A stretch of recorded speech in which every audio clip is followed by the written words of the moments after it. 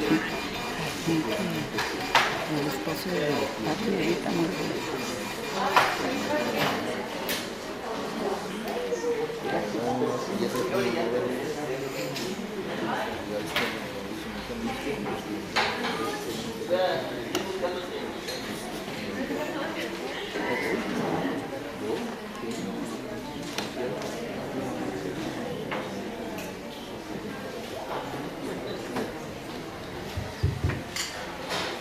Muy buenas noches cálidas, lluviosas, caóticas, como suele suceder con esta Ciudad de México, cuando apenas caen unas cuantas gotas, ya no se diga cuando se vienen las tormentas que nos han aquejado los últimos días. Les agradecemos por eso, y como diría aquel viejo comercial, muchas cosas más, que nos acompañen esta noche, que acompañen a Patricia Rosas Lopategui para hablar acerca de uno de los personajes que se ha convertido, yo de pronto le digo, ya no es siquiera una obsesión académica, sino es parte de su vida, ¿no?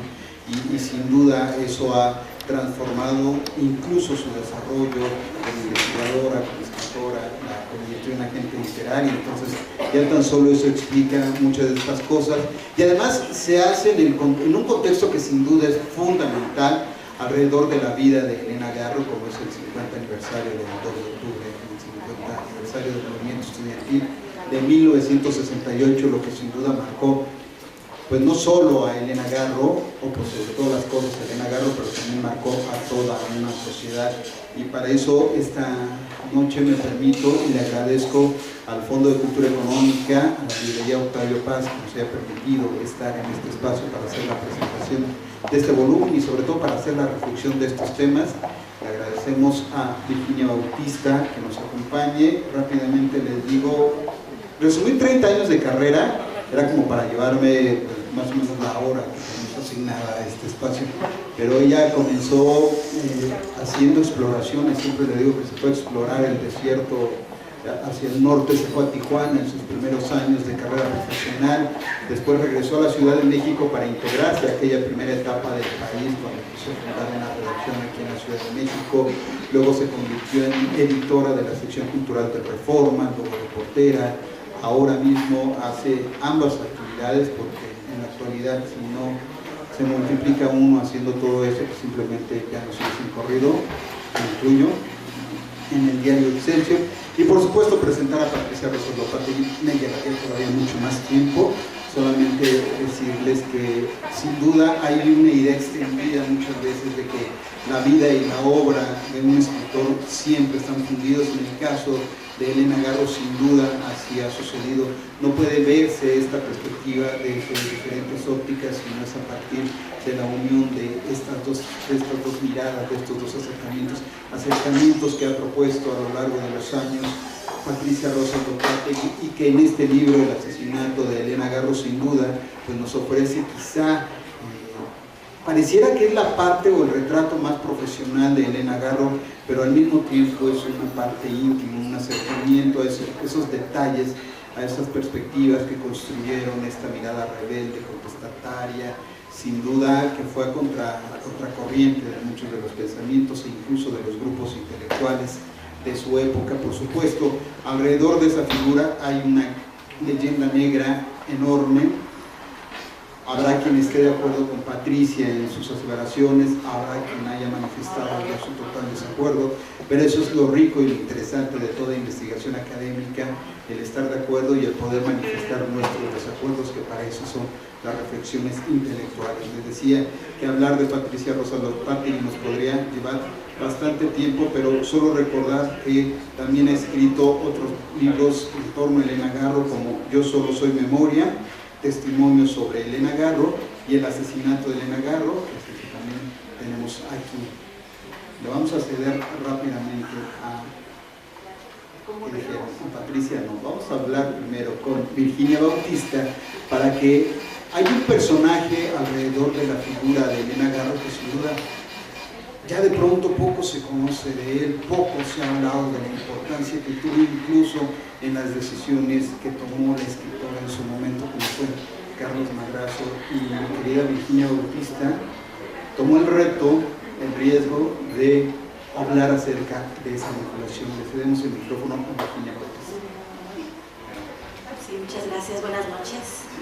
Gracias por acompañarnos en la presentación de este libro, que tiene muchísimas lecturas, así como sus más de 1000 páginas, ¿no? 1090 páginas. Tiene documentos originales y se le puede abordar de diferentes facetas. Se destaca sobre todo la faceta de Elena Garro, periodista. Entonces, que es un poco, también quiero destacar esta, antes de su encuentro con Carlos Madrazo, que obviamente es la figura, ¿no?, cuya alianza para ella representó pues, su exilio de México, ¿no?, el ataque aguerrido pues, que se tuvo en su contra. Entonces, pues Elena Garro, a muchos la ubican, sobre todo, y desgraciadamente creo que a ella no le gustaría, en primer lugar por ser la esposa de Octavio Paz, ¿no?, el poeta, el único Nobel de Literatura mexicano, con quien se casó en 1937. Pero de hecho, pues aparte de esta carrera literaria que hizo a pesar del mismo Octavio Paz, ya les comentará Patti, ¿no?, a contratiempo, pues ella se acercó al drama histórico, a la farsa, ¿no?, a la tragedia, escribió novela, cuento, memoria, poesía, Los recuerdos del porvenir, en 1963. Se dice que ella es la pionera, de hecho, del realismo mágico, antes que García Márquez, ¿no?, que publicó en el 67 Cien años de soledad. Bueno, entonces toda esta, sus obras de teatro que fascinaron a Wilberto Cartón, a Emilio Carballido, a los grandes dramaturgos de la época, la reconocían como, pues como la revelación, ¿no?, joven de los 50s. En 57, Justo andarse por las ramas, Los pilares de Doña Blanca y Un hogar sólido sorprendieron, ¿no?, y movieron todo este panorama de la dramaturgia en México. Entonces ella, pues su labor literaria es muy sólida, pero atrás de esto, o a la par, ¿no?, de esta faceta de ella, está su faceta de periodista y de activista social, ¿no?, que viene como muy relacionada, ¿no? De hecho, en sus obras de teatro habla, ¿no?, del activismo social, y de hecho pues, las escribe en una década de mucha turbulencia, ¿no?, política. Pero sobre todo este libro, El asesinato de Elena Garro, descubre a la Garro periodista, que es fascinante, porque aparte pues, de los artículos que ella escribió, hay análisis, ¿no?, de cómo, de todos los temas que le interesaron siempre tratar. Ella se inició en el periodismo en los años 40, especialmente en el 41, en donde hizo su primera entrevista a una cantante de ópera, pero escribió sus artículos desde 1941 hasta 1993. Siempre escribió a donde se movió, porque se fue al exilio, se autoexilió. Fueron 52 años de este oficio, ¿no?, que a ella no lo separaba de la literatura, yo creo, y de su activismo social, ¿no? O sea, como que reunía este oficio. Pues siempre le interesó, le preocupó temas como la mujer, el campo mexicano, el racismo, la política, las dictaduras de América Latina, ¿no?, en especial Bolivia, el latifundismo, la corrupción, la pobreza, el hambre, desempleos, ¿no?, cómo masacraban a las comunidades indígenas. Es decir, estos intereses ella los tenía desde el 41. Destacó el reportaje de Mujeres Perdidas en 5 entregas en la revista Así, que ella se hizo pasar por una de las reclusas del reformatorio de menores, ¿no?, infractoras, y estuvo ahí un tiempo, ¿no recuerdo cuántos días? 10 días, y hizo este reportaje como reportera encubierta, se puede decir, ¿no? Entonces, es muy interesante todo esto. O sea, ella no aparece en la escena política con su alianza, ¿no?, con Carlos Alberto Madrazo, sino todas estas preocupaciones las tiene ella desde, ¿no?, 2 décadas antes, y siempre las manifestó en su periodismo y en su literatura, ¿no? Entonces, un poco destacar pues esto, ¿no? Por ejemplo, en agosto del 67 también escribió artículos sobre el caso de Regis Debray, que fue este joven francés encarcelado por la dictadura de Bolivia. Seguía todos estos casos siempre, ¿no?, la crueldad de la dictadura de Bolivia, cómo masacraron a los obreros, ¿no? Torturaban a los mineros, de todo esto ella daba cuenta siempre y de manera constante, ¿no? Entonces, por su activismo siempre fue como noticia de cuidado, ¿no? Para el gobierno mexicano. Hay informes sobre ella, ¿no? Hechos personalmente por Fernando Gutiérrez Barrios, el que entonces director de la Federal de Seguridad. Y de hecho ella entrevista su encuentro con Madrazo, ¿no? Pero sí es un parteaguas el conocer a este político tabasqueño que quiso reformar al PRI desde adentro, ¿no? Que se me antoja a mí una especie como antecedente de lo que posteriormente, décadas después, bueno, empieza a ser Jesús Reyes Heroles desde adentro, pero él nunca se sale, nunca rompe con el PRI, pero sobre todo Cuauhtémoc Cárdenas y Muñoz Ledo, que ellos sí se salen y crean otro partido, ¿no? Pero creo que el gran antecedente con esa fuerza, ese carisma, es Carlos Alberto Madrazo, que es, sí, padre de Roberto Madrazo. Nadie es perfecto. Pero entonces el encuentro de ella con él sí la marca en el sentido de que todo lo que ella pensaba que era posible, lo estaba viendo que él lo llevaba a la práctica, ¿no? Entonces en ese sentido sí, esta alianza la marca, pero lo que quiero destacar justo es que no es él el que la acerca pues a todas estas preocupaciones. Entonces quiero un poquito pues, hablar ¿no? ubicar en Carlos Alberto Madrazo, que nace en 1915. Él fue miembro pues desde joven, ¿no? De una organización que se llamaba Camisas Rojas, de jóvenes socialistas anticatólicos, desde 1934. Él era activista, ¿no? Acérrimo. Trabajó con Vicente Lombardo Toledano en la Universidad Obrera y fue líder de la Confederación de Estudiantes Socialistas de México. Entonces su trato con los jóvenes, que esto va a ser importante luego para el 68, por lo que lo quisieron acusar, ¿no? De instigar la rebelión de los jóvenes. Fue muy importante toda la relación que él tuvo con los jóvenes, ¿no? Desde Tabasco. Y después ya apoyó, cuando se vino a la Ciudad de México, a Javier Rojo Gómez, que fue regente de la ciudad y luego llegó a ser hasta candidato a la presidencia, ¿no? En el 37 se recibe en Derecho en la UNAM y en el 38 ya es secretario particular de Luis I. Rodríguez, que fue presidente del CEN del PRI. Entonces de ahí él empieza ya con una experiencia desde muy joven y muy cercano pues, a grandes políticos, ¿no? Él era como del ala cardenista del PRI, que creía todavía esto, que los latifundios, las tierras se tenían que repartir, y nunca dejó de luchar, ¿no? Por eso, por los campesinos y por los pobres, y ahí fue la identificación de Elena Garro con él.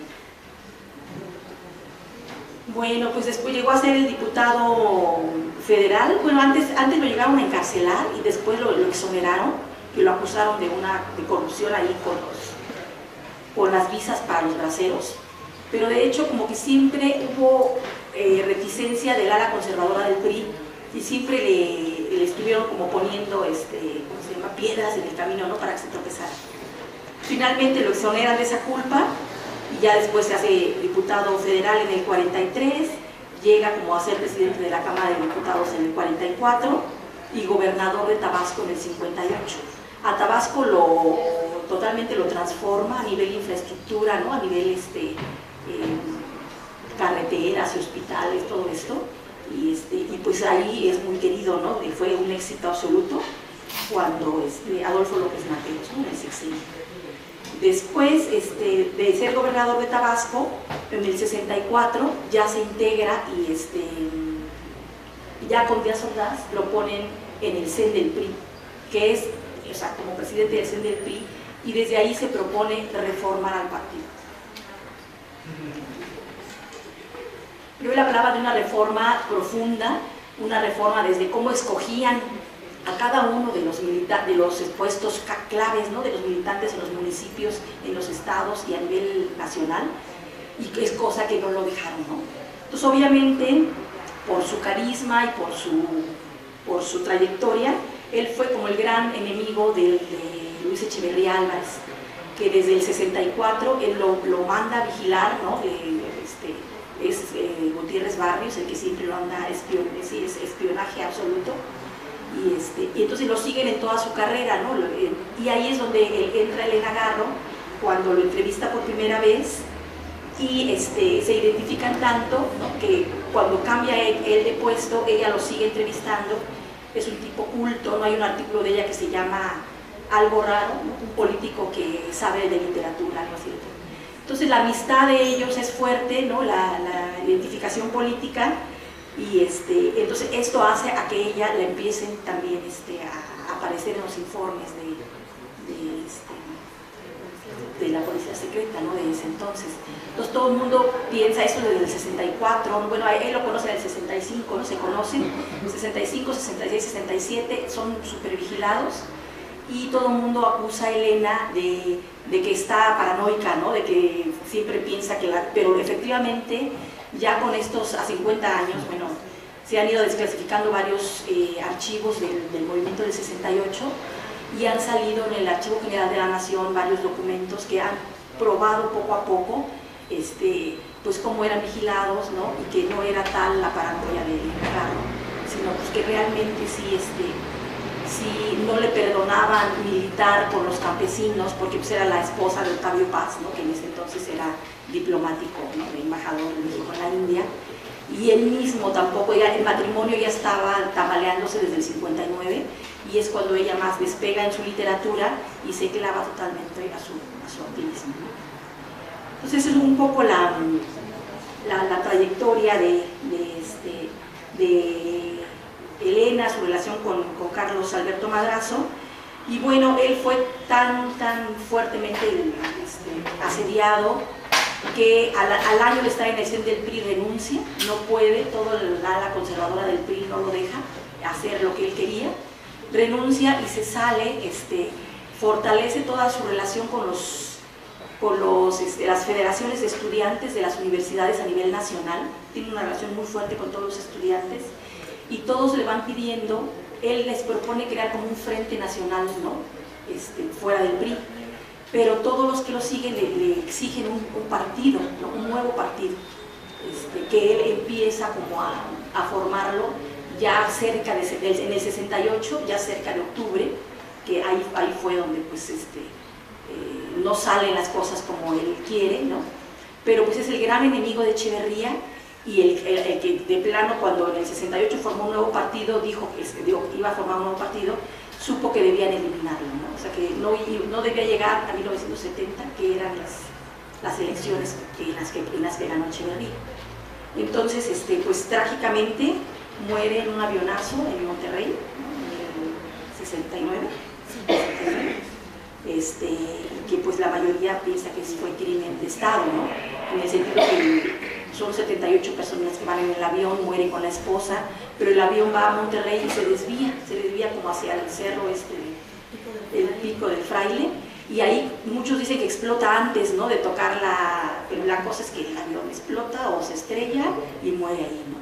Entonces ya no llega a las elecciones del 70, pero es así como la gran figura en torno a la que Echeverría, ¿no? Y ¿cómo se llama? Ahorita va a explicarles de cómo se relaciona con el 68, pero afecta tanto al movimiento, ¿no? Como a Elena. Pues muchísimas gracias, Virginia Bautista, por estos comentarios, esta recopilación que sin duda es muy importante. Hay que recordar también, como lo comentaba Virginia, que previo a este conocimiento en sus trabajos periodísticos ya se empezaba a gestar esa mirada social que tenía Elena Garro, esa perspectiva crítica. Sin duda se refleja en su periodismo, porque es ahí donde lo teníamos en el día a día, pero su literatura también nos lo está diciendo en todo momento, ¿no? En todo momento está dándole voz a los desposeídos, en todo momento está yendo hacia los lugares que la literatura de ese momento, estamos hablando ya después de la literatura de la posrevolución, ya no le estaba dando esa perspectiva, empezaba a generarse esta literatura de la metrópoli, de la urbe, del asfalto. Entonces ese tipo de aspectos estaban quedando un poco a un lado, quizá por eso incluso su presencia como escritora no terminaba de cuajar en ese momento, aun cuando después ya se dio todo el reconocimiento que hoy día tenemos, y que sin duda, más allá, insisto, de la polémica que existe alrededor de la figura de Elena Garro, sin duda hay un reconocimiento unánime de la gran escritora que fue, y que creo que en una simple palabra que se ha extendido en diferentes momentos se puede reflejar mucho. Es la escritora mexicana más importante después de Sor Juana, y yo creo que si eso no nos dice algo, sí, tendríamos que seguir viendo otro tipo de aspectos. Yo quisiera recuperar, antes de darle la palabra a Patricia Rosaldo Pátegui, dos fragmentos que tiene en este volumen, El asesinato de Elena Garro, donde ella se sigue mostrando convencida de algunas cosas que había alrededor de la figura de Elena Garro. Escribe en algún momento: el estado natural de la reportera y escritora fue vivir en el exilio, un confinamiento que adquirió diversas manifestaciones a lo largo de su existencia por ser una mujer en una sociedad patriarcal y por su posesión atrevida. Esta última, ostensible desde sus letras primigenias, como decíamos hace unos momentos, y sin embargo, ahí no se objeta de ninguna manera una aseveración de María Luisa La China Mendoza, recientemente fallecida, quien habla también de algo muy similar, pero que le da sentido a todo esto. Dice, escribe María Luisa La China Mendoza: pero no es este el juicio final con Dios diciendo quién es culpable, sino simplemente admirarse que haya salido de tantos enconos y lágrimas una obra tan bella, volátil y sagrada como la de cada uno de ellos. Porque si Octavio es un enormísimo en la poesía de su chopo de agua, Elena no le pide nada a nadie en su magnificencia. Creo que esos dos aspectos reflejan muy bien en lo que se ha convertido en Elena Garro, y en lo que además, hay que decirlo aquí de frente a ustedes, ha tenido un gran papel, ha jugado un gran papel Patricia Rosaldo Pátegui para que se haga ese reconocimiento público. El lado oscuro de Elena Garro, por supuesto, ahí está, el lado que de pronto ha quedado en esos archivos que hace poco más de una década se abrieron desde el Archivo General de la Nación, pero de todo eso, ¿quién mejor les puede platicar que Patricia Rosaldo Pátegui, a quien le cedo el micrófono? Patricia. Bueno, pues muy buenas noches. Buenas noches. Muchas gracias por estar aquí. Como ya dijo Jesús Alejo, sabemos que en estos días se complica trasladarse a cualquier punto de la ciudad por las lluvias, por el tráfico, etc. Así es que, pues, gracias. Agradezco mucho la presencia de Jesús Alejo y de Virginia Bautista por su periodismo tan aguerrido, tan transgresor como el de Elena Garro. Y también agradezco a Virginia que haya hecho la semblanza de Carlos Alberto Madrazo, porque es muy importante. No podríamos entender qué sucedió con Elena Garro en el 68 si no hablamos de Carlos Alberto Madrazo. Y también es muy importante recordar que el activismo de Elena Garro no comienza cuando ella conoce a Madrazo, ¿no? Que lo mencionó Jesús Alejo. Y el activismo de Elena Garro comienza desde los años 40, ¿no? Desde 1941, ya casada con Octavio Paz, que ella, aunque en ese momento no es un activismo abiertamente social, es más bien un activismo de índole genérica, de temas de defensa de la condición femenina, pero ya se va marcando esa preocupación de Elena por las injusticias, ¿no? Hacia la mujer y posteriormente hacia las clases más desprotegidas. Y bueno, Elena Garro tiene, ustedes saben, es una vida muy compleja, muy amplia, complicada, etc. Entonces, aquí la razón por la que nosotros los convocamos esta tarde es principalmente de construir mitos que armó el poder para eliminar a los enemigos que se le presentaban al régimen, ¿no? al Partido Revolucionario Institucional, a la dictadura priista en los años 60.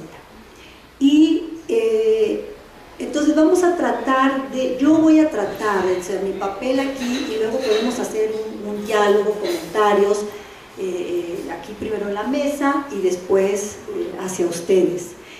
Es bastante, créanme que es bastante complejo y abundante el tema, sobre todo porque es un tema con el que seguramente ustedes no están familiarizados, porque no es un tema que se aborda, que se ventila, cómo se ventila, por ejemplo, exclusivamente el movimiento estudiantil, no la masacre de Tlatelolco y lo que fue el movimiento.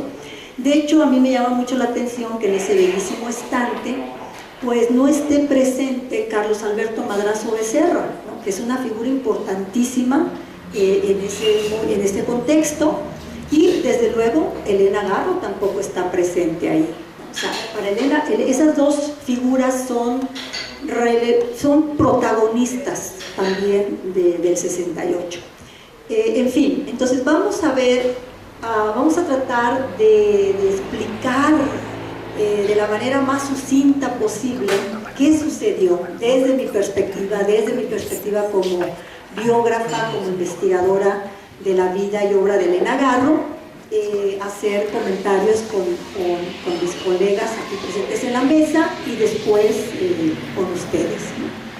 Bueno, miren, después de estos antecedentes que nos han marcado tanto Virginia como Jesús, yo puedo abocarme aquí en este momento, decirles que Elena Garro, cuando a finales de los años 50, 1959, se involucró en la defensa de los campesinos de Aguatepec, Morelos, que estaban luchando por sus tierras, y eran tierras ejidales, que los terratenientes, los caciques, los funcionarios estaban encarcelándolos, masacrándolos para robarles las tierras.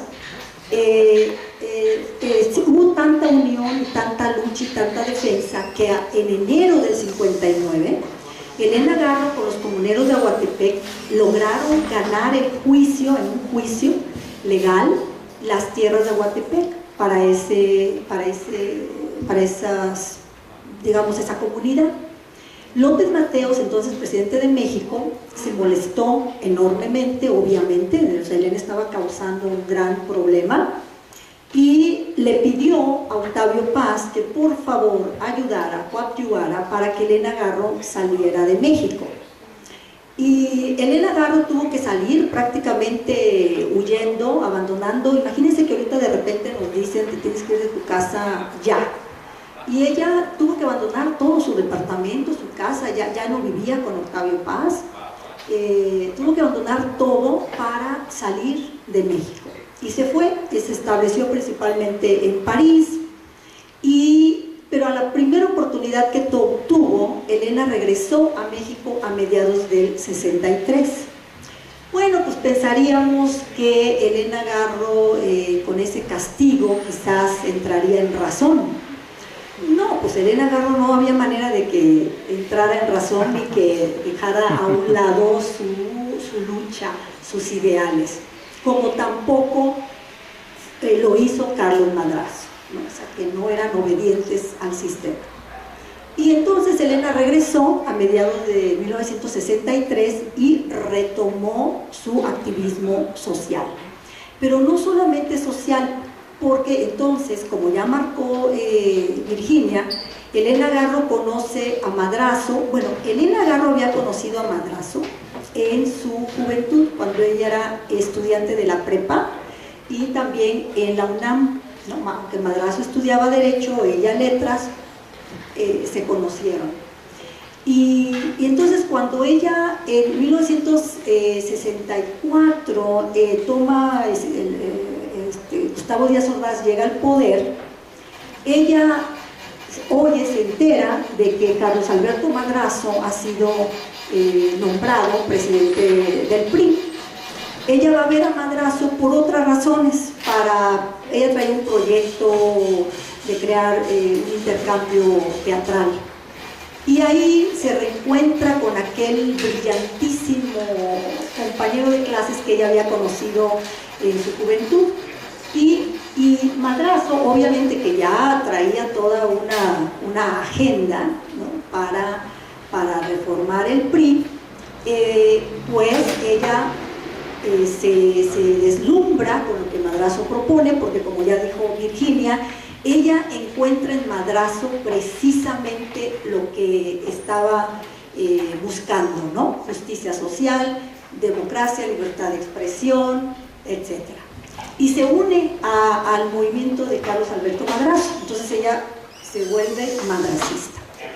Y van a comenzar una campaña, ¿no?, durante estos años, del 64 en adelante, pero como ya explicó Virginia, a Madrazo prácticamente los priistas lo obligan a renunciar como presidente del PRI, porque Madrazo realmente implementó la democracia en 9 estados, en donde desde los municipios hubo una verdadera democracia para que todos los poblados, todos los municipios eligieran a sus gobernantes. Los gobernadores de todo el país, obviamente esto, imagínense, cambiar de pronto todo un sistema del dedazo a una verdadera democracia. Entonces, obviamente Madrazo 9 meses después está fuera de la presidencia del PRI, pero él continúa en su lucha y Elena sigue entrevistándolo, sigue aliadísima a él. A mediados del 68, cuando comienza el movimiento estudiantil, el movimiento madracista estaba realmente cobrando cada vez más poder, más presencia, porque el movimiento de Madrazo no solamente era un movimiento que comprendía a los jóvenes, a los estudiantes, a los universitarios de todo el país, sino también a los obreros y a los campesinos. Madrazo había participado en la formación de los movimientos obreros, es decir, él había formado parte cuando se formó la CTM, la CNC, ¿no? Entonces él se dio cuenta para mediados de los 60 que eso ya no estaba funcionando, ¿no? O sea, que eso se había vuelto en la cargada, en la borregada, etc. Pero él sí creía en que todo político tenía que estar en contacto directo con la población, ¿no? Y es decir, no era el político que solucionaba los problemas desde su escritorio, como tampoco Elena Garro. Elena Garro va a llevar a cabo 2 guerras. Una guerra la va a llevar con el gobierno, con el Estado, porque va a estar criticando constantemente el latifundismo, el caciquismo, las masacres, etc. Entonces va a ser una figura que va a molestar al sistema político, pero también va a tener otra guerra, la guerra con los intelectuales. Los intelectuales que ella llamaba izquierdistas de café, o los coludidos con el poder. O sea, los intelectuales a los que ella, como esposa, compañera de Octavio Paz, ella se movía en esos grupos, ¿no?, en esas capillas, y conocía obviamente de primera mano cómo funcionaban esos intelectuales. La guerra en contra de los intelectuales de Elena Garro comienza igual, yo considero que desde que se casó con Octavio Paz, pero claro, como ella estuvo muchos años confinada en la esfera privada, porque no pudo continuar con sus proyectos artísticos durante 20 años, la guerra ya abierta, donde tenemos un registro de que ella atacaba a los intelectuales, comienza con el 1941, porque en 1941 ya hay unos artículos en donde ella está atacando a los intelectuales, pero abiertamente ya a finales de los 50, en donde dice: los intelectuales no hacen la crítica al poder, están muy cómodamente desde su escritorio criticando la falta de democracia, la falta de justicia social, pero que no lo hacen a fondo por no perder sus prebendas, ¿no? Y claro, estos intelectuales no necesariamente es que tuvieran un puesto en el gobierno, ¿no?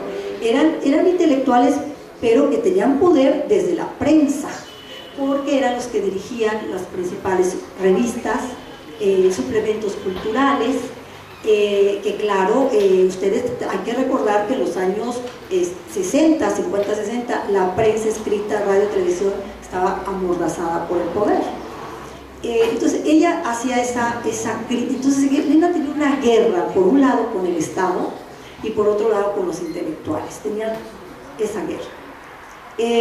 Cuando se hace madracista, Elena se va a dedicar prácticamente a tratar de convencer a sus correligionarios, que van a ser los intelectuales, de que hay que apoyar al madracismo, que la verdadera solución para el sistema, para cambiar el sistema mexicano y para democratizar, está en el madracismo.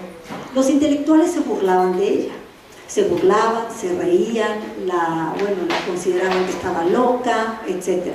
Les voy a contar una anécdota. Porque Virginia mencionó a Javier Rojo Gómez. Javier Rojo Gómez era también madracista. Ellos fueron dos políticos aliados en un momento dado. Javier Rojo Gómez fue el presidente, el encargado de la CNC, y en 1965 él terminaba su periodo en la CNC en agosto. Entonces, ustedes saben cuántos años se religió y superreligió Fidel Velázquez, ¿no?, en la CTM. Entonces, si ellos estaban defendiendo la democracia, obviamente Javier Rojo Gómez decidió que ese no era el camino, o sea, entonces sería una hipocresía, y él decide obviamente no ni plantearse la posibilidad de reelegirse en la CNC. Entonces él termina su periodo y termina. Madrazo, 2-3 meses después, es eliminado del PRI como presidente, ¿no? Por las fuerzas, los tejemanejes que se hacen desde el partido, descrédito hacia Madrazo. Decían que Madrazo estaba creando muchos problemas, que Madrazo estaba creando la inestabilidad, que Madrazo estaba desobedeciendo a Gustavo Díaz Ordaz, es decir, o sea, todo un descrédito hacia Madrazo, ¿no? Entonces, claro, renuncia. Entonces, Javier Rojo Gómez en agosto del 65 y Madrazo en noviembre de ese mismo año. ¿Qué sucede? En una entrevista que le hacen a Juan Rulfo en 1966, le preguntan, claro, pues Elena estaba en contacto con ellos, ¿no?, con Rulfo Fuentes, Octavio Paz, Fernando Benítez, etc.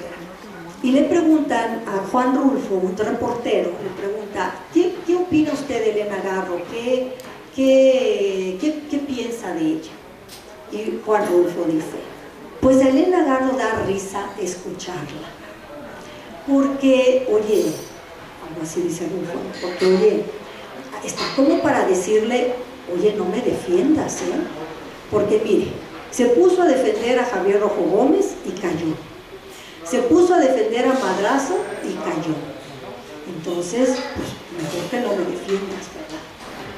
Entonces, de ese calibre eran los intelectuales a los que ella atacaba, ¿no?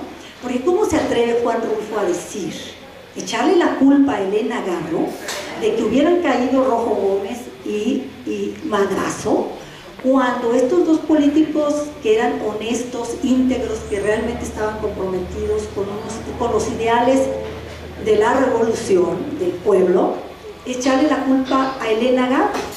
¿Sí me explico? O sea, porque todos estos tejemanejes se armaban, por supuesto, las orquestaciones desde el poder, ¿no?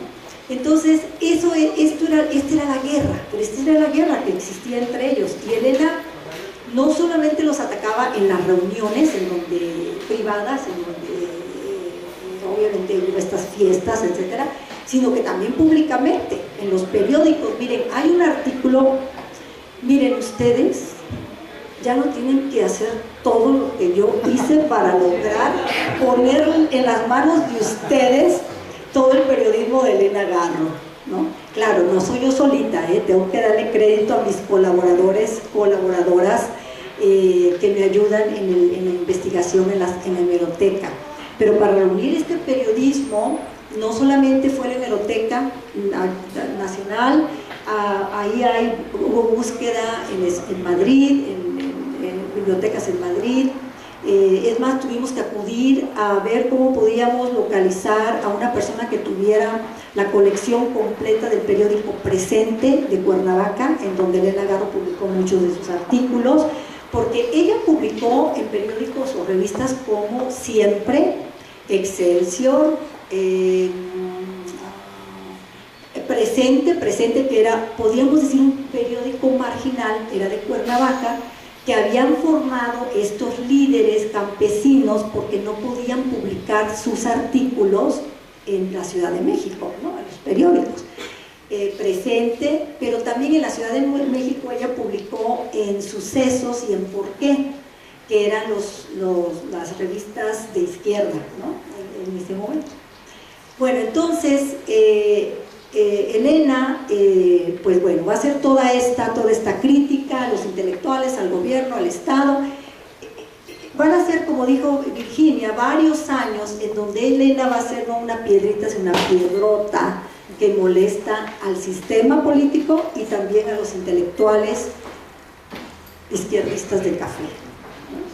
Bueno, entonces llega el 68, llega el movimiento estudiantil, al gobierno se le presentan dos grandes problemas. Por un lado el movimiento estudiantil, por otro lado el madracismo. Ya mencionaron mis colegas que había aquí ya una lucha por la silla presidencial y Echeverría, como secretario de Gobernación, se despuntaba, ¿no?, como uno de los preferidos del presidente, Díaz Ordaz, y también Alfonso Corona del Rosal, que era el regente de la ciudad. Y para Echeverría el gran enemigo va a ser Madrazo, porque Madrazo va a ser un político que no va a cesar, ¿no? Madrazo ya estaba a punto de formar un partido político, de hecho Patria Nueva, la planilla ya estaba configurada, Elena formaba parte de la planilla, y la asamblea que ellos iban a tener ya para la configuración del partido estaba programada para el 28 de septiembre del 68, pero Madrazo la cancela porque ya la agresión ya estaba muy, muy fuerte, ¿no? La represión. Entonces Madrazo la cancela y Madrazo también le comentó a Elena Garro que había que tener mucho cuidado que no se involucrara en nada del movimiento estudiantil, porque el movimiento estudiantil tenía muchos vasos comunicantes, ¿no? Y bueno, entonces Elena, sin embargo Elena publicó un artículo que es clave, que está en ese libro, que se titula El complot de los cobardes, que es, obviamente ya ahí los cobardes son los intelectuales, ¿no? Es decir, Elena Garro ya desde agosto está, o sea, su posición es que los intelectuales lanzaban a los chicos, a los estudiantes, al matadero, que eran la carne de cañón para, digamos, para caer en las provocaciones del gobierno y darle la oportunidad al gobierno de eliminarlos, desactivarlos, de masacrarlos o encarcelarlos, ¿no? Porque el movimiento de Madrazo no era un movimiento violento. Madrazo pensaba que era posible hacer todo a través de la vida legal e institucional. Si ustedes quieren pensar, quizás fueron ingenuos, ilusos, Madrazo, Elena Garro, pensar que en ese momento iba a ser posible hacer un cambio tan radical a través de la legalidad de la institución. Pero Madrazo sabía perfectamente que si no se actuaba con cautela, iba a suceder lo que sucedió, ¿no? Que fue la masacre. Entonces, Elena publica ese artículo en el complot de los cobardes en agosto. Entonces dice Elena, entre otras cosas, que los intelectuales lanzaban a los chicos a las provocaciones como carne de cañón y que ellos se quedaban muy cómodamente en sus casas, en sus escritorios, y lo que también dice ahí ya Elena Garro es que toda esta situación ya de movimiento, de provocación, ¿no?, en contra del gobierno, y que el movimiento y los estudiantes, etcétera, que en realidad, decía ella, el movimiento estudiantil no está, lo que está tratando es no solamente de quemar ciudades y quemar autobuses. En el movimiento estudiantil está siendo utilizado para quemar posibles candidatos a la presidencia, es decir, a madrazo, ¿no? O sea, ellos ya tenían perfectamente claro para cuál iba a ser la función del movimiento estudiantil. Entonces, esto que ella dijo en agosto lo volvió a repetir en sus declaraciones del 6 de octubre, ¿no? Después de que Sócrates Campos Lemus acusa a Madrazo y a Elena Garro de ser los principales instigadores del movimiento estudiantil, Sócrates Campos Lemus era uno de los 300 líderes del Consejo Nacional de Huelga. Cuando la acusa a ella y a Madrazo, obviamente aquí está como muy sospechoso, ¿verdad? Como, qué casualidad que el primer nombre que sale es Carlos Alberto Madrazo, es el complotista. Ellos dos son las principales cabezas para derrocar al gobierno e implementar o establecer un gobierno comunista, lo cual es totalmente una farsa. Elena Garro era anticomunista. Elena Garro, si algo detestaba, era el comunismo, ¿no? Entonces, bueno, entonces ella reúne a la prensa ese mismo día, el 6 de octubre, para aclarar y para defenderse. Pero, ¿qué sucede? Ella declara exactamente lo mismo que ya había declarado el 14 de agosto, pero ya, obviamente, después de la masacre y la manera en que la prensa va a manipular sus declaraciones, van a ser, digamos, ya el punto final para ella, ¿no? Porque entonces periódicos, por ejemplo, como el Universal, manipula y dice Elena Garro dio los nombres de 500 intelectuales, y aparecen los nombres de Carlos Fuentes, etcétera, de que ella había nombrado, había traicionado, había, digamos, revelado los nombres, ¿no? Pero miren, como dijo Elena Paz Garro, su hija, y bueno, se los voy a citar textualmente, dijo Elena Paz Garro bueno, el movimiento estudiantil era un movimiento abierto a la opinión pública, nunca fue un movimiento clandestino.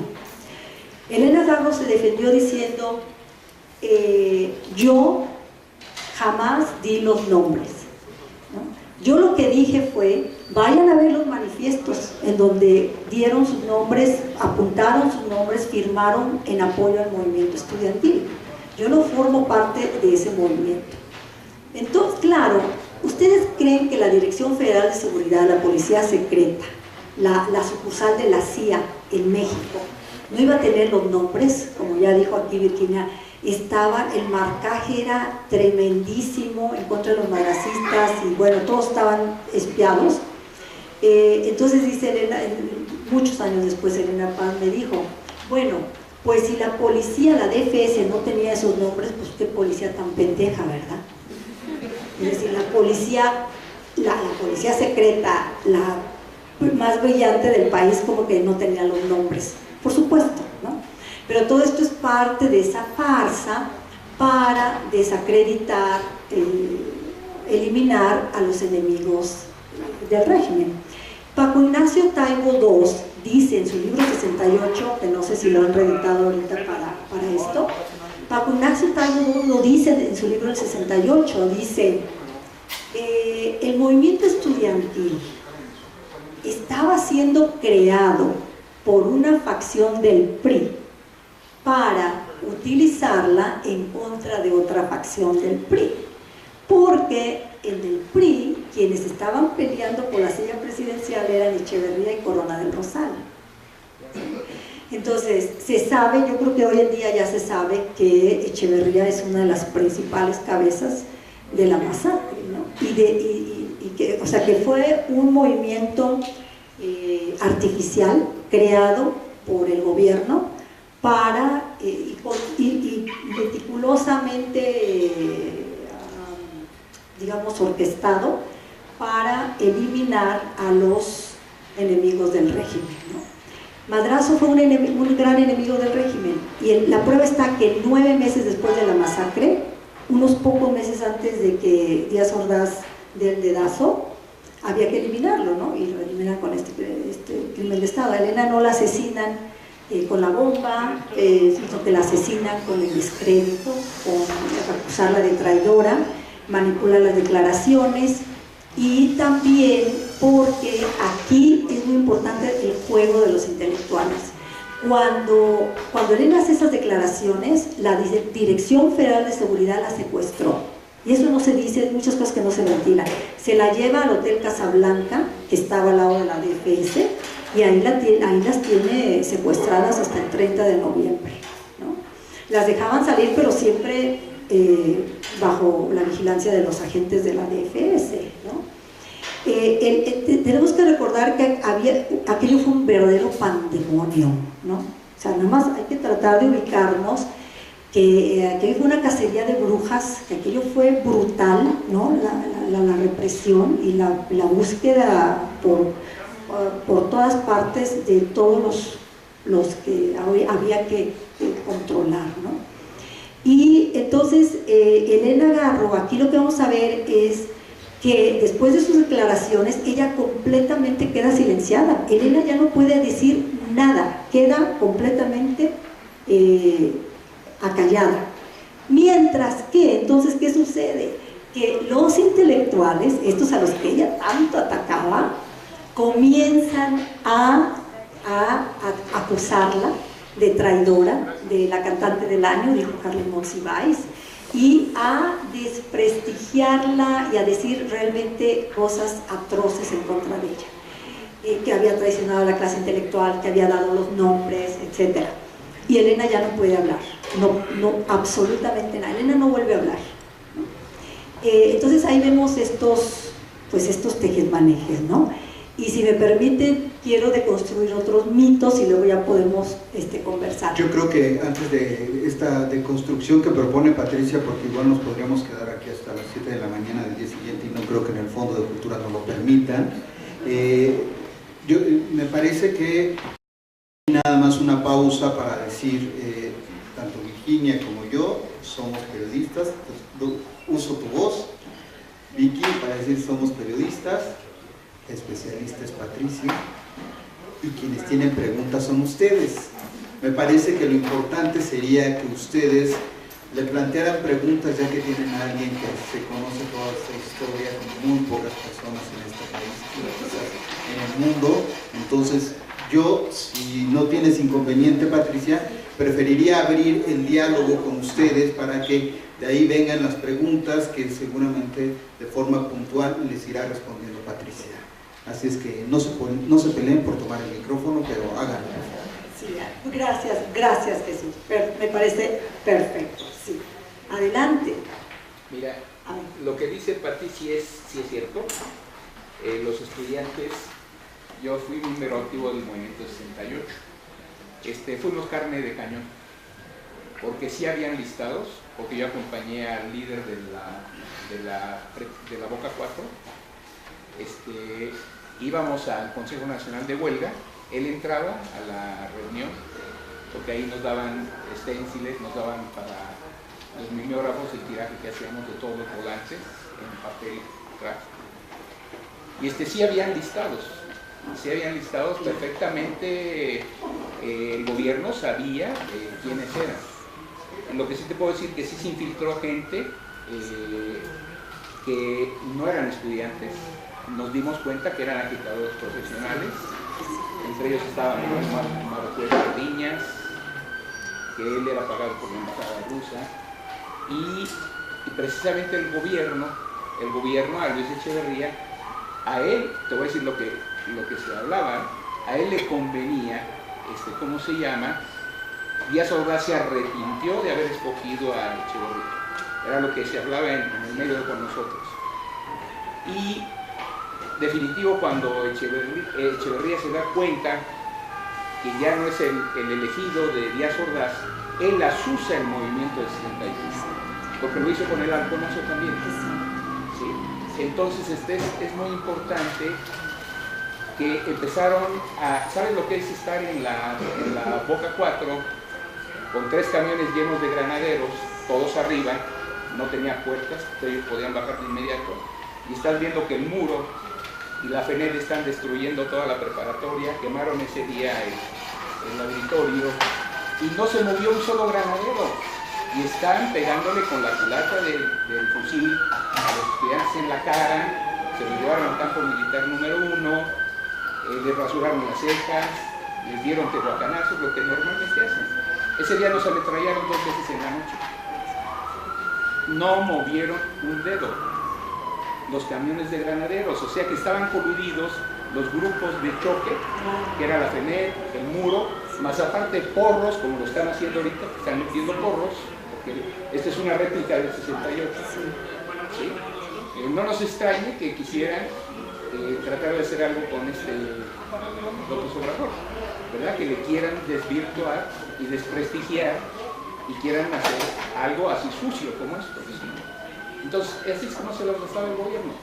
Sí se aventaron bombas molotov porque sí lo hicimos, sí quemamos camiones, sí, pero también nos ametrallaron y también desaparecieron compañeros. No, sí, claro, es que precisamente eso era lo que planteaban Madrazo, ¿no? Madrazo como digamos, la cabeza de ese movimiento, era que al caer precisamente en las provocaciones, los chicos, los jóvenes, pues desencadenaban más la violencia. Entonces el gobierno, a través de los grupos golpistas paramilitares, y a través del ejército y a través de la policía secreta, pues tenían el pretexto perfecto para, pues sí, para golpearlos, masacrarlos, meterlos a la cárcel, etc., ¿no? Y luego también pues no hay que olvidar que las Olimpiadas estaban a unos cuantos días y Elena Garro, Madrazo y Garro pensaban que no era la solución en ese momento crear tal pandemonio, ¿no? O sea, desde el punto de vista de los estudiantes, de los jóvenes, pues estaba toda la mirada del mundo estaba sobre México. Para ellos era la coyuntura perfecta, que nos escuchen, estamos bajo una autocracia, toda la inconformidad que había en los jóvenes, ¿no?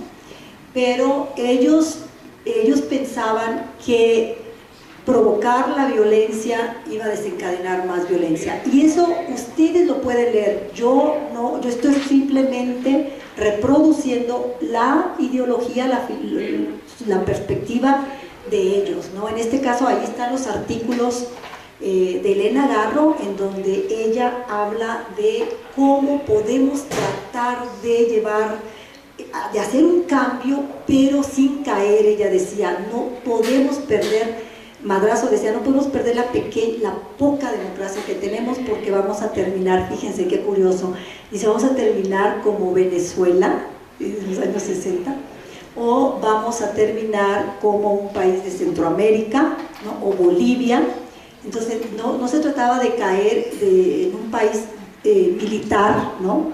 Todavía más, más aguda la violencia, la autocracia, y cómo podemos hacer un mejor balance, ¿no? Ahora, hay que recordar que también, miren, en Elena Garro, cuando ustedes lean los artículos, a Elena Garro se le acusó mucho de que ella estaba del lado del gobierno. Claro, porque era también otra manera de atacarla, ¿no? Elena Garro aparentaba defender al gobierno, porque bajo una circunstancia de tanta represión y de tanta falta de libertad de expresión, Elena Garro utilizó una técnica que era un poco este doble lenguaje, este doble juego que hacían los políticos, precisamente, ¿no? O sea, incluso en el contexto del 68, mientras Díaz Ordaz prometía el diálogo, la mano amiga, vamos a sentarnos jóvenes, vamos a conversar,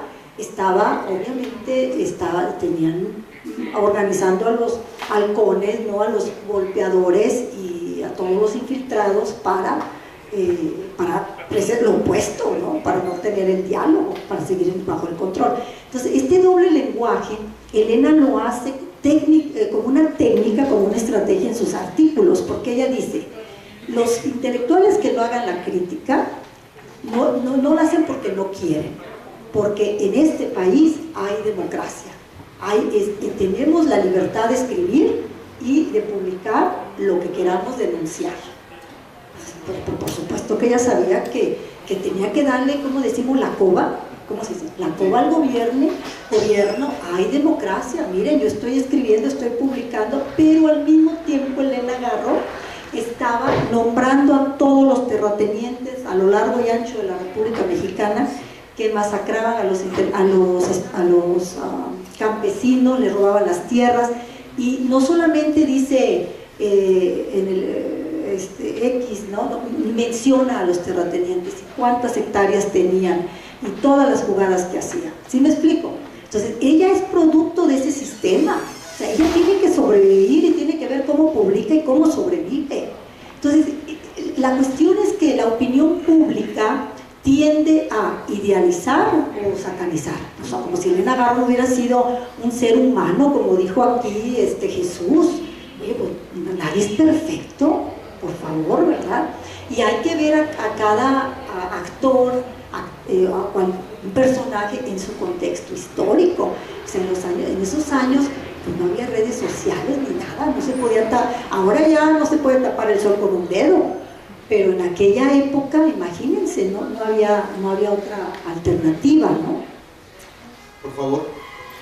Elena Garro estaba abiertamente en contra del movimiento del 68 o cuál era su posición.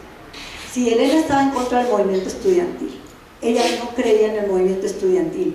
Ella no creía en el movimiento estudiantil como movimiento que fuera a llevar a cabo una reestructuración del sistema. Para ella, el movimiento que prometía reestructurar el sistema político mexicano era el madracismo, era Carlos Alberto Madrazo. Ella quería a los estudiantes, Elena apoyaba, amaba a los estudiantes, los albergaba en su casa, incluso albergaba a los que andaban quemando autobuses, ¿no? Los albergaba en su casa y decía, muchachos, no se pongan a las patadas con Sansón, es que nos pagan 150 pesos por quemar autobuses, bueno, yo les pago 155 pesos, pero dejen de estar provocando, ¿no? Entonces Elena fue a dos reuniones de la asamblea, ¿se acuerdan la famosa asamblea del pero ella no fue a los del consejo, ella fue a la asamblea de intelectuales, sí, ella fue a la asamblea de intelectuales, escritores y artistas que apoyaban el movimiento estudiantil, es donde estaban los intelectuales. Cuando ella fue a esas dos reuniones, ella se dio cuenta ahí que el movimiento estaba muy raro. Es decir, había mucha gente extraña, muchos extranjeros, o sea, gente que no eran mexicanos. No había ideas que indicaban, o sea, no tenían un plan, una agenda. Sí, o sea, no tenían objetivos, ¿no? ¿Qué quieren? Le decía ella, ¿no? Y luego se dio cuenta que no había agenda, ¿no? Y miren, esto ahora ya lo podemos ver, los mismos líderes lo han declarado, el mismo Ignacio Taibo II, Luis González de Alba, han dicho, es que nosotros, en primer lugar, el movimiento estudiantil no era un movimiento ¿cómo decimos?, donde hubiera una sola ideología, ¿no? Era muy diverso, había de todas las ideologías de todos los grupos, y ellos mismos como líderes decían, éramos tan ignorantes en nuestra historia que no sabíamos quién era Zapata, Villa, nada. Los jóvenes estaban deslumbrados con Cuba, estaban deslumbrados con el triunfo de la Revolución Cubana. Elena Garro atacó mucho, Elena no era castrista. En una ocasión le preguntan, oye Elena, ¿y tú por qué le pegas tanto a Castro?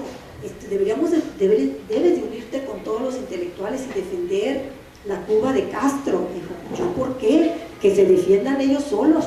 Yo voy a defender la Revolución Mexicana, porque la Revolución Mexicana tenían un mejor programa que el de Cuba. O sea, Elena vio que el castrismo no era más que otra dictadura.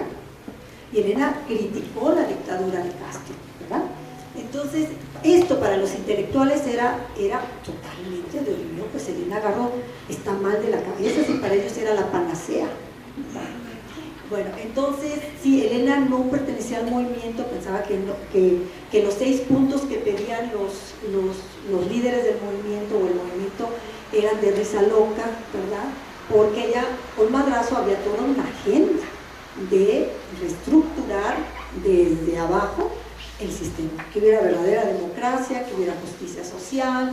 Madrazo era un político consumado. Bueno, por favor, primero.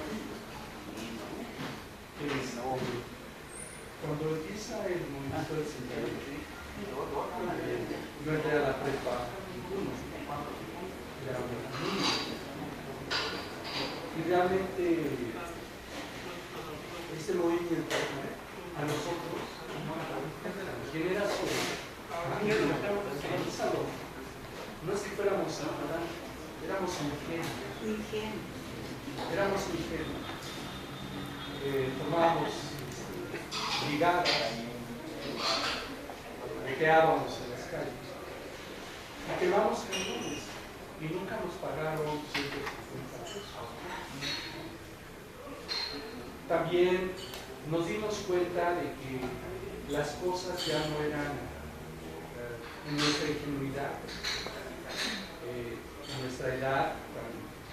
No terminamos la adolescencia, es más, creo que en aquella época eras niño y luego ya eras hombre, ¿no? Cuando se toma la prepa 1, yo junto con mis compañeros estábamos ahí y tomamos, nos fuimos a la azotea de la prepa, pues ahí nos agarraron, nos sacaron. Nos subieron en una ambulancia de la Cruz Roja. Y no está olvido que era una ambulancia de la Cruz Roja. Entonces nosotros pensamos, wow, ya nos salvamos, la Cruz Roja. Pero cuando la ambulancia va dando la vuelta en Santo Domingo, se voltea.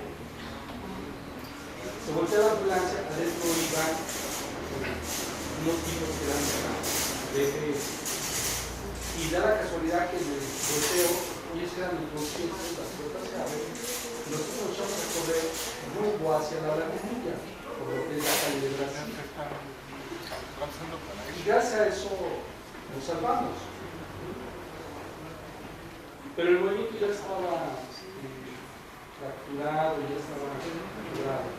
Nuestra brigada, que éramos tiros de salón, nunca fue infiltrada, porque nunca aceptamos a nadie.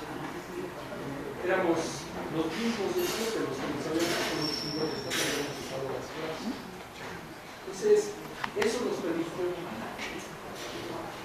Y obviamente después de la toma de la prepa, pues yo como era un chamaco, pues a mí me llegaron de la casa y me mandaron para San Luis Potosí y no me dejaron regresar.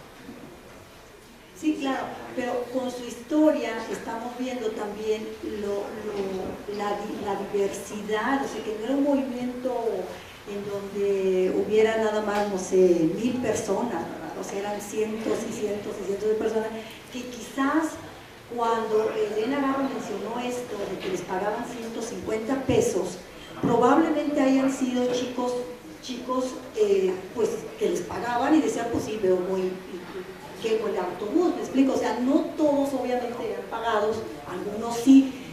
Es que era realmente pues un gran desorden, hay que reconocerlo, porque no podemos idealizar tampoco, creo yo, ¿verdad? Un movimiento que no era homogéneo, que era bastante heterogéneo. Ahora mi pregunta es, si Madrazo tenía un movimiento de jóvenes, y en septiembre iba a hacer una reunión de jóvenes estudiantes de todo el país, mi pregunta es, ¿qué pasó con esos jóvenes? Es decir, esos jóvenes no se sintieron movidos a participar en el proyecto. Madrazo pues, tenía tal propósito con estos jóvenes. No, claro. ¿Qué sucedió con estos jóvenes? lo que sucedió con todo el país, hay que recordar que hubo una gran cacería de brujas, ¿no? Es decir, al movimiento se le desarticula con la masacre y al madracismo al eliminar a Madrazo. Entonces, los seguidores de Madrazo, como todos, es la estampida. Es decir, sálvese el que pueda y nos calmamos aquí. Es decir, no había de otra. Podían seguir haciendo sus reuniones, sus encuentros, etcétera, pero ya no había una manera de hacer un frente.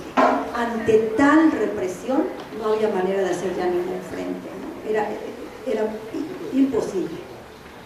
Por favor. Yo quiero hacer matizar, una cosa que me parece muy importante.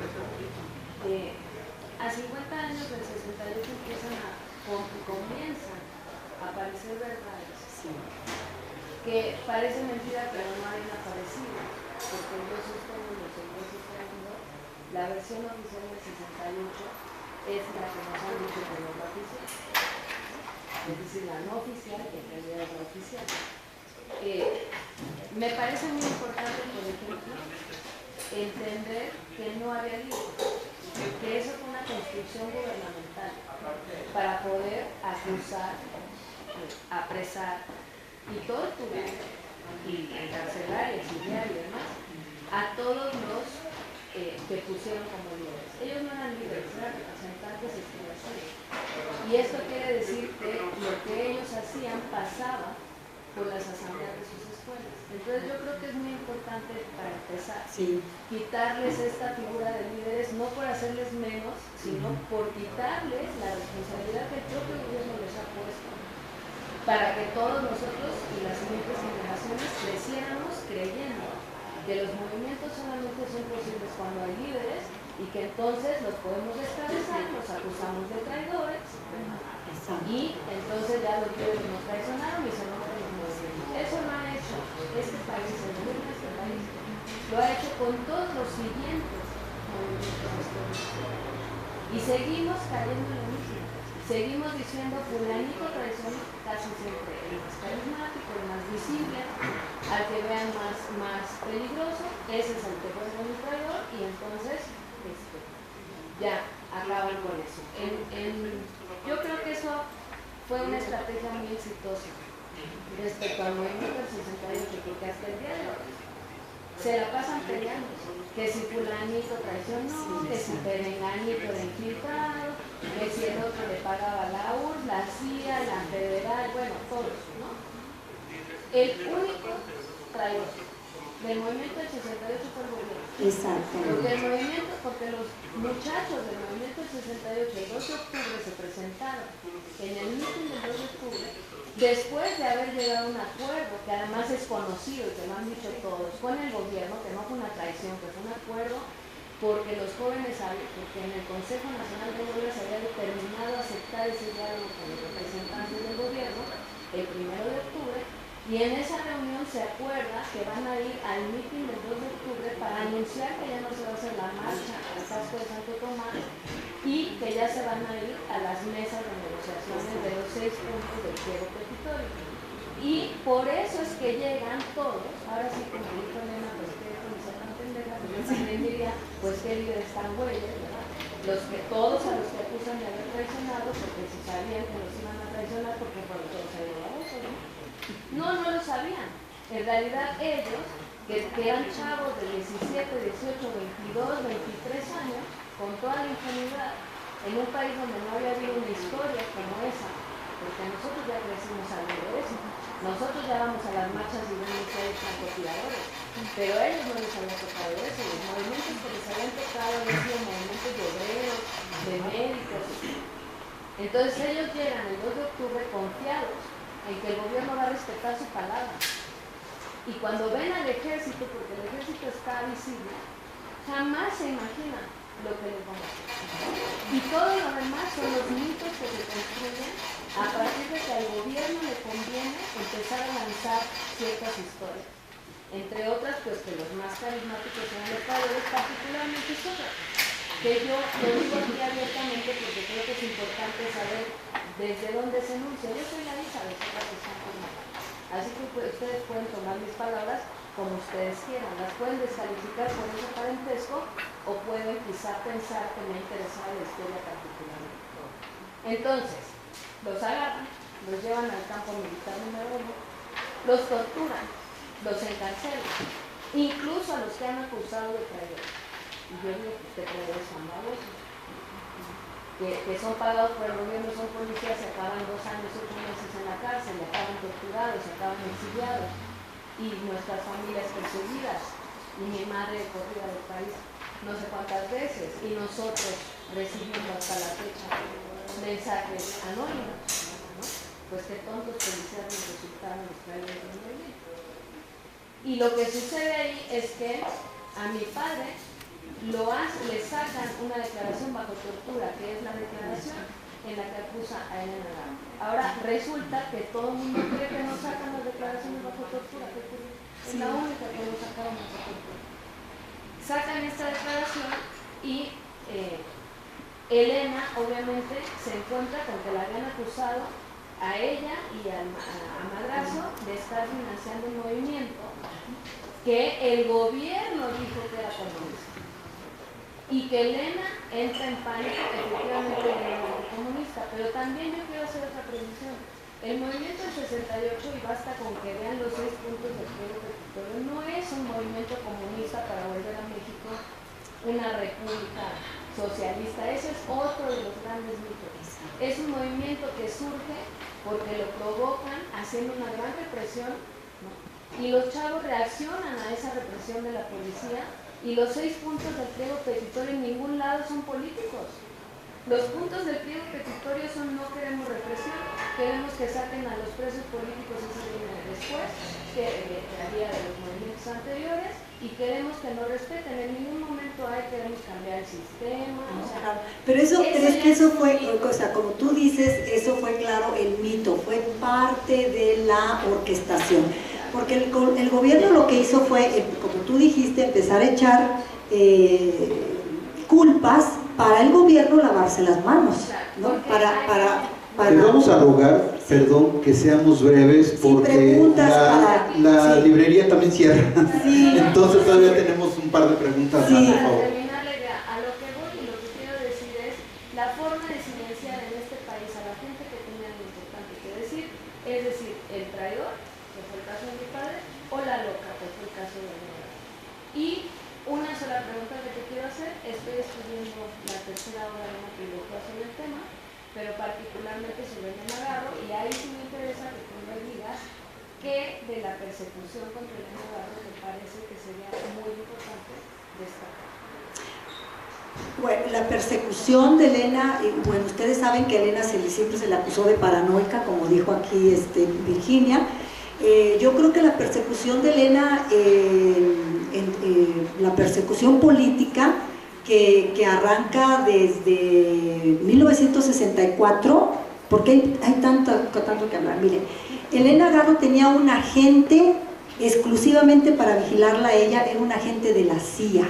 También tenemos que recordar que en esos años eran los años de la Guerra Fría y que Estados Unidos también desempeñó un papel muy importante en la represión y en la construcción de la represión y de la masacre, etcétera, que no se toca ese tema, ¿no? No puede ser que Estados Unidos haya estado fuera de todo esto, ¿no? Por supuesto que no, la CIA estaba súper metidísima en México. Otra cosa, tú dijiste, aquí los traidores no son ni Elena Garro, ni Madrazo, ni los traidores, el traidor es el gobierno. Ahora ya se han abierto archivos, se ha visto que López Mateos, Díaz Ordaz, Echeverría, Fernando Gutiérrez Barrios eran agentes pagados de la CIA. Ellos eran los que daban toda la información a la Casa Blanca, ¿no? Entonces, Elena Garro para mí la convirtieron obviamente en la Malinche del siglo XXI, ¿no? Había que encontrar chivos expiatorios para que el gobierno no apareciera como el culpable de la masacre. Y bueno, ese es un mito, pero a mí me interesa también de construir otros mitos, y sé que pues el tiempo se nos acaba. Nos acaba el tiempo. Si se nos acaba el tiempo, como dice Elena Garro, la culpa es de los tlaxcaltecas, ¿no? Pero sí, así dice, se nos acaba el tiempo. Pero volviendo a tu pregunta, yo creo que sí, desde los 64, cuando ella tiene un agente exclusivamente para vigilarla, de la CIA, y bueno, toda la persecución, va a ser persecución policíaca y después abiertamente ya con la DFS, que va a estar el marcaje, ¿verdad? Ahí completo. Hasta, pues yo diría que quizá la persecución en contra de Elena digamos, estarla de alguna manera atemorizando, aterrorizando, creo yo que disminuye ya cuando ella se va a vivir a París en los años 80, pero después del 68 yo diría que hasta pues más o menos 81, 82, ¿no? En que ella está siempre vigilada, aterrorizada de una manera o de otra. Ahora, ahí no solamente es el gobierno, y aquí tenemos que hablar de otro mito que se construyó desde el poder, pero a través de los intelectuales, que no hemos tocado ese tema, que es muy importante. Estamos en la librería Octavio Paz, pero de modo se trata de deconstruir mitos, y aquí vamos ahora con los intelectuales, ¿no? Porque Octavio Paz, bueno, después de la masacre, aquí hay una cuestión irónica, que Octavio Paz, Carlos Fuentes y todos los intelectuales quedan como los héroes que contestaron en contra de la represión del gobierno, y Elena Garro queda como la traidora, la soplona, etc. Cuando Elena Garro es la que realmente a costa de su vida defendió la justicia, la democracia, etc., ¿no? Y de pronto estos son los héroes. Y claro, mire, yo lo he dicho, Octavio Paz y todo este grupo de intelectuales nunca en realidad representaron ningún peligro para el poder. Ellos manejaron la idea de que el gobierno los había perseguido, de que había también atemorización hacia ellos. No es cierto, hombre, no es cierto. Porque mire, ¿qué pasó cuando Echeverría llegó al poder? Bueno, pero antes de llegar Echeverría al poder, Octavio Paz aparentemente renunció a la embajada.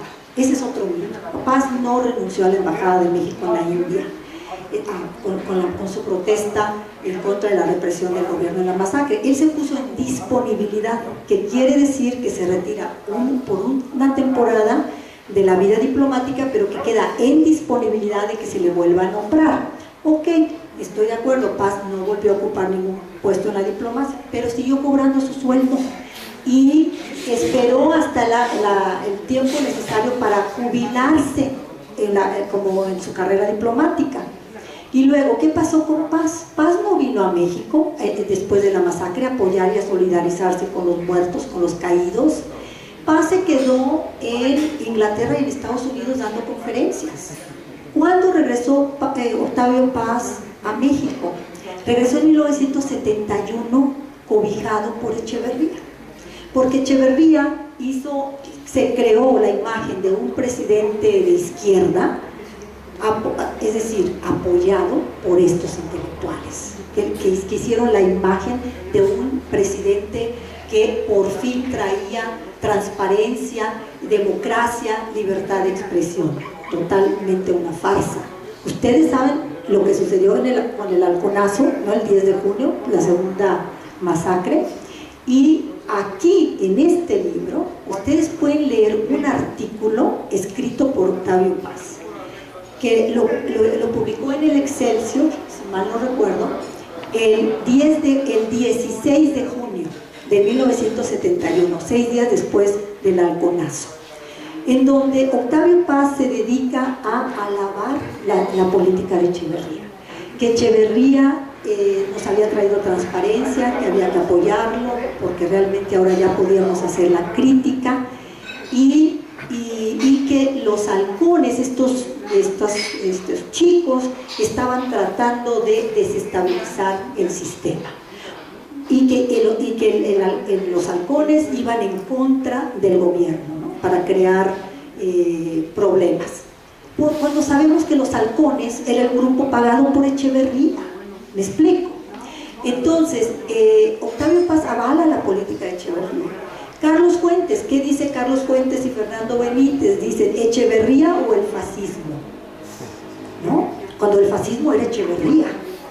Entonces, yo no puedo creer que estos brillantísimos intelectuales no supieran quién era Echeverría, por supuesto, pero claro, entonces tienen todas las prebendas para desarrollar su vida como intelectuales, como escritores, y pues obviamente son los papas de la cultura, ¿no? Son los que están en el canon, mientras Elena Garro aquí en este stand debería de haber libros que estudien, que analicen qué fue el madracismo, qué lugar ocupó Elena Garro en este contexto. Sócrates y los gatos, gracias Alejandro. Sócrates y los gatos es una obra de teatro de Elena Garro en donde ella plantea lo que fue el 68, ¿no? Y todos estos mitos que nuestro propósito es de construir. Censurada, y todavía está censurada, porque de hecho yo quisiera saber cuántos libros hay aquí de Elena Garro en esta librería, ¿no? En fin, entonces miren, ya en este libro, El asesinato de Elena Garro, y como han comentado algunos de ustedes, y como dijo Jesús, en este momento se trata de abrir ya el diálogo, pero otro tipo de discurso, no la misma historia, y dialogar. Es decir, puede ser que no estemos de acuerdo, porque esa es la belleza de la dialéctica, ¿no? Conversar, dialogar y escuchar otros puntos de vista. Aquí lo importante sería que se le diera el crédito. Que se le diera el crédito como dramaturga. Exacto. Y la aportación que tuvo. Exacto, que se le dé el crédito a Elena. Y vamos a tener tiempo para solo 2 preguntas, por favor, porque tenemos aquí a alguien que tiene la mano levantada. Sí. Seamos breves, por favor. Respetuosas, breves preguntas.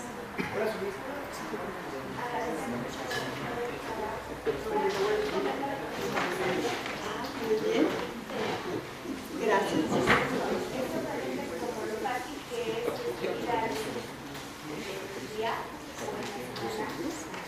Y el tiempo que lleva reconstruir la historia de es también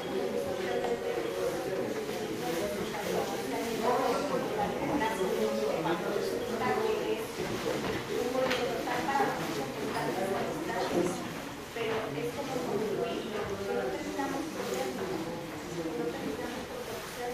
porque era miedo, La verdad.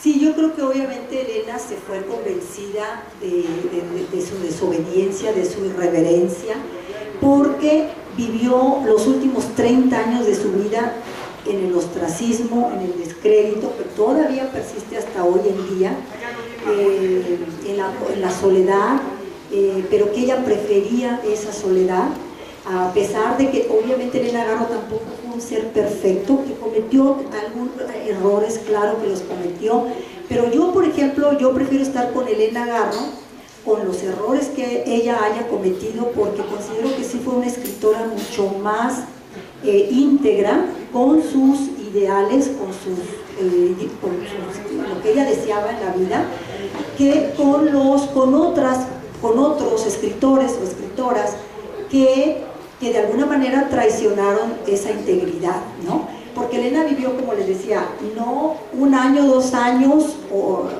en el descrédito, sino 30 años de su vida en la miseria, en la soledad, etc. Y luego, si hay algún momento, también quisiera recomendarles Cristales de Tiempo. Cristales de Tiempo es el poemario de Elena Garro que compilé precisamente en el marco del centenario de su nacimiento, hace 2 años. Aquí hay una sección que son los poemas en el apartado de la poética del exilio. Ahí ustedes van a describir, van a leer a la Elena Garro en el exilio, ¿no? Entonces no se vayan a ir sin este libro y yo les puedo, o sin el asesinato. El asesinato se está agotando, ya están estos libros un poco agotados, pero si ustedes me permitieran nada más unos versos de un poema que se titula Elena Paz, que es cuando ellas vivían en Madrid, en lo que yo llamo los años más desgarradores del exilio, que dice: Elena Paz, sola, obviamente Elena escribe en Madrid en 1980, sola una decena de años sin arcoíris, sin lluvia, sin jardines, sin comida. Ella es mi espejo, yo soy su espejo y no existe nada más. Solo el hambre que ronda los muebles alquilados, guardados por las 4 paredes alquiladas. Me voy a saltar unos versos porque el poema es un poco largo, pero luego ella dice: los encargados de la cultura se reúnen, brindan y esperan el gran entierro colectivo. Hay que morir en masa, la muerte es colectiva, la muerte privada es un prejuicio, solo se festeja la muerte del gran jefe. Y Elena espera la ejecución en masa de los desheredados, sin lápida, sin cruz, sin nombre. Aquí no ha muerto nadie. Y dice Elena, domingo 22 de junio de 1980, en la noche, cuando Elena duerme y yo velo. Entonces, más o menos nos podemos dar una idea de lo que fueron estos años, y 4 o 5 versos más de un poema que se titula Vamos Unidas. Dice, que se refiere a ella y a su hija Elena Paz: vamos unidas por la infamia, pasos del hambre gris, delante perdimos a la cruz siempre lejana, arriba el buen ladrón Dimas cierra los ojos para siempre. Una lluvia, una mañana, una limosna certificada con un talón bancario. Nuestros pasos salpican el agua con lágrimas inútiles. Busca el pan nuestro de cada día, decía mi padre. Después de la visita a Federico aquí ella se refiere a uno de los agentes o espías de la DFS. Después de la visita a Federico, las avenidas no llevan a ninguna parte. Se abrió el libro blanco, cerróse negro. Aquí está la clave: no hay sangre, solo la súbita voz infame. Aquí Elena lo que se refiere es que a ella no la asesinaron, por eso el título es metafórico, es decir, no la asesinaron, no la torturaron físicamente, pero sí psicológicamente. Entonces dice, no hay sangre, solo la súbita voz infame. Es el descrédito, la difamación. La infamia no se pierde en un café lluvioso. Globos rojos y comunistas de pelos, maraña, jeringa de heroína anuncian un lugar, antesala. La lluvia de los siglos líquidos no borra nuestra presencia infame. La gloria son palabras huesos. Permanecen goteras, sangre escupida por la boca, cae manchada de mentiras. Una almohada de piedras oculta lo indecible. Bueno, y el poema continúa, es un poema que tiene 921 versos. Y como sabemos que seguramente, ya vimos varios libros, seguramente van a querer que Patricia Rosa Aldopátegui se los firme. ¿Qué les parece si de esta manera concluimos esta sesión? No sin antes agradecerle a Virginia Bautista, que nos haya acompañado, Patricia Rosa Aldopátegui, su servidor Jesús Arroyo Santiago. De nuevo, aquí están las gracias al Fondo de Cultura Económica, a la librería Octavio Paz, por permitirnos estar aquí con ellos esta noche. Y les dejamos a Patricia, que seguramente les va a contar muchas otras cosas ya en esta parte más íntima. Muchas gracias y buenas noches. Muchas gracias, gracias Jesús, mil gracias.